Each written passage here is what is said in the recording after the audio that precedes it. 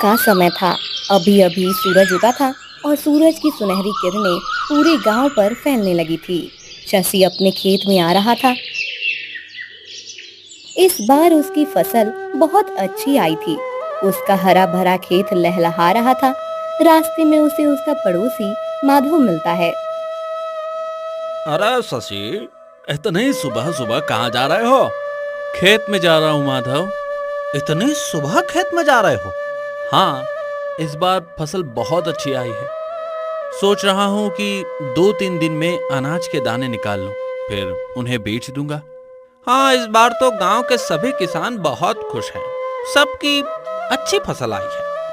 ऐसे हरे भरे खेत देखकर सच में बहुत अच्छा लगता है। हाँ, ये खेत तो हम किसानों के लिए अपने बच्चे की तरह होते हैं। इन्हें हम अपने खून पसीने से सींचते हैं और फिर कुछ महीने के बाद अगर ऐसी फसल आए तो इतनी खुशी होती है कि उसे शब्दों में बताना कठिन हो जाता है। हाँ, चलो आज मुझे थोड़ा समय है, मैं तुम्हारी सहायता कर देता हूँ। शशि और माधव दोनों शशि के खेत में आते हैं। शशि सामने देखता है और उसका प्रसन्न चेहरा एकदम उतर जाता है। अरे अरे, ये क्या है सब? हे भगवान, ये सब क्या हो गया? भागो भागो यहाँ से। शशि के खेत में अचानक बहुत सारे कौवे आकर उसके अनाज के दाने खा रहे थे। इतने सारे कौवे अगर अनाज खा लेते तो पूरी फसल का नाश हो जाता। माधव और दोनों मिलकर उन कौवों को लाठी काठी से भगाने लगते हैं। माधव, जरा संभल कर, लाठी कहीं फसल पर न गिरे, सारे दाने नीचे गिर जाएंगे। हाँ शशि, पर इन कौवों का कुछ करना तो पड़ेगा। ये भी भाग जाएंगे पर थोड़ी देर बाद फिर वापस आ जाएंगे। हाँ, तुम सही कह रहे हो। मैं काम करता हूँ, घर जाकर एक जाल लेकर आता हूँ। उस जाल को यहाँ रखता हूँ, फिर कौवे फसल खाने आएंगे और इस जाल में फंस जाएंगे। हाँ हाँ, तुम जाओ, मैं रुकता हूँ यहाँ कौवों पर नजर रखने के लिए। शशि जाल लेने घर जाता है। माधव वहीं बैठकर कौवों को भगाने लगता है। कुछ देर के बाद शशि जाल लेकर आता है और खेत में बिछा देता है। फिर चलो, अब कौवे आ भी गए तो इस जाल में फंस जाएंगे। हाँ, अब हमें इन पर नजर रखने की आवश्यकता नहीं है। चलो, हम कुछ और काम कर लेते हैं। माधव और शशि दोनों दूसरे काम करने चले जाते हैं। कुछ देर के बाद शशि अकेला खेत में वापस आता है। अच्छा मजा चखा दिया उन कौवों को, अब फंसे होंगे जाल में। अभी जाकर देखता हूँ। अब उस जाल को कुत्तों के सामने रख देता हूँ। कुत्ते उन कौवे को मार देंगे, फिर वो गांव में किसी भी फसल को नुकसान नहीं पहुंचा पाएंगे। ऐसा विचार करते हुए शशि उस जाल के पास जाता है और देखता है वो वहाँ एक कबूतरी जाल में फंसी हुई होती है। उसके पैर में जाल फंसने की वजह से उसके पैर पर घाव हो गया था। मुझे बचाओ, मैं गलती से इस जाल में फंस गई हूँ। मैंने तुम्हारी फसल को नुकसान नहीं पहुँचाया है। तुम चिंता मत करो कबूतरी, मैं तुम्हें इस जाल से निकालता हूँ। ये जाल तो मैंने उन कौवों के लिए बिछाया था, पर दुर्भाग्यवश तुम इसमें फंस गई हो। रुको, मैं अभी तुम्हें मुक्त करता हूँ। शशि उस कबूतर को जाल से छुड़ाता है। वो उसे घर ले जाता है और उसके घाव पर लेप लगाता है। फिर मैं एक बात समझ नहीं पाया कि तुम हम मनुष्य जैसी बात कैसे कर सकती हो। ठीक है, तुम अब ये चावल के दाने खा लो, मैं खेत में जाकर काम करता हूँ। शशि कबूतर को अनाज के दाने देकर खेत में काम करने चला जाता है। रात को वो घर आकर सो जाता है। सुबह जब वो उठता है तब उसके बिस्तर पे सोने के सिक्के पड़े होते हैं। अरे ये क्या? ये सोने के सिक्के कहाँ से आए यहाँ? ये मैंने तुम्हें दिए हैं। तुमने? पर तुम्हारे पास ये सोने के सिक्के कहाँ से आए? वो सब तुम्हें बाद में पता चल जाएगा।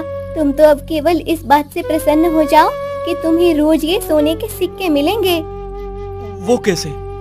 मैंने कहा ना कि तुम्हें बाद में पता चलेगा। अब तुम जाओ और अपने खेत के काम निपटाओ। आज तुम्हें फसल काटनी है ना?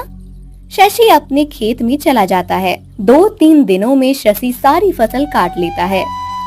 अनाज के दानों को बोरियों में भरकर शशि आराम करने लगता है। कुछ देर के बाद माधव बैलगाड़ी लेकर आता है। चलो भाई शशि, इस अनाज की बोरियों को घर में रख देना है ना। देखो मैं बैलगाड़ी लेकर आया हूँ। हाँ चलो भाई, अभी इन्हें घर में रखते हैं, जाकर बाजार में बेच देते हैं। पर क्या इतने सारे बोरियों को घर में रखना सुरक्षित होगा? हाँ होगा ना, क्यों नहीं होगा।